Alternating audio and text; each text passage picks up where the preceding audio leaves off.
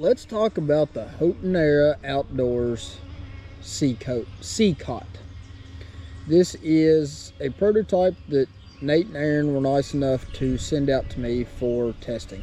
I've been using this thing for about a month now, and I can say I've been very pleased with the performance of this little knife.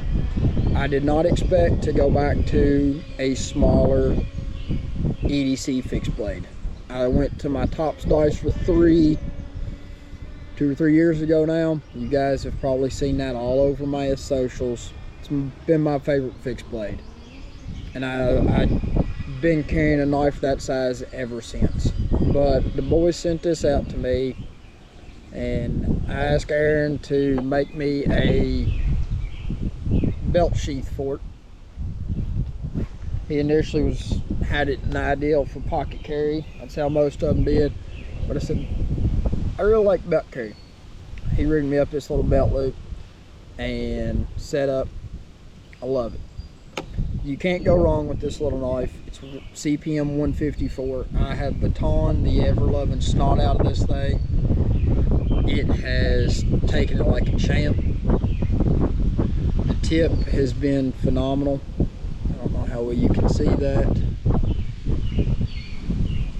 It's got good ergonomics to it, a good feel. I honestly thought the handle was a little short when I first got it, but now that I've been using it, the palm will rest right in the center of my palm.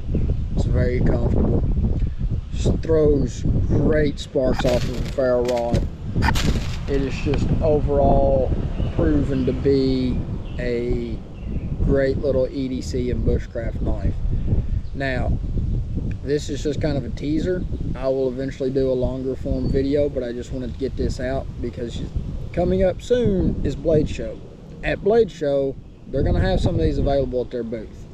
And if you're not familiar with Houghton Era, Nate and Aaron are the designers of the Tops brushwolf that is made by Tops. It is their design.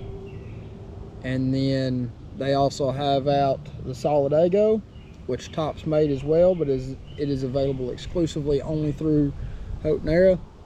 Then they've also got the Kermit. The Kermit and the cicotte, Nate and Aaron are doing under their own brand. They are behind the manufacturing of it. They're great little EDC knives. The Kermit is a odd looking design to most people, but it feels extremely good in the hand, extremely practical. It's got a full-size grip with a short blade. It's a great little carver, great little EDC. I have not picked one of those up yet. I plan to. I just have not done it yet. I'm sorry, boys. I've not forgot about you. Now, the pins on this one, see if we can get this to show up here. The pins on this are Ultim. They're G10 Ultim. Now, I hope that they're showing up on here. The light's not too bright, but they glow phenomenal. They look awesome with light shining through. They're amber G10. Handles are micarta. I'm not entirely for sure what the final production is going to end up being. I believe they're going to be copper pins, but definitely, if you're going to be at Blade Show, definitely stop by the booth, check this out, handle it, check out all of their offerings, and see what they've got. Nate and Aaron are some awesome dudes. I really, really like the design philosophy that they had. They kind of come up with, what do we need a knife to do, or what do we want it to do, and design it from there specifically for it. You know, the brushwolf is an odd looking knife to a lot of people, but this belly has spoiled me, and now every knife I have, for the most part, I want a belly in. I love the chopping capabilities of it. It's a perfect size. It balances well. They put a lot of time and effort into designing their knives. They put a lot of field use into them to iron out the small details and make sure that they are dialed in designs that are going to work and be functional and practical.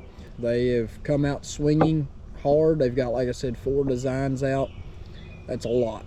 There's 2 of them.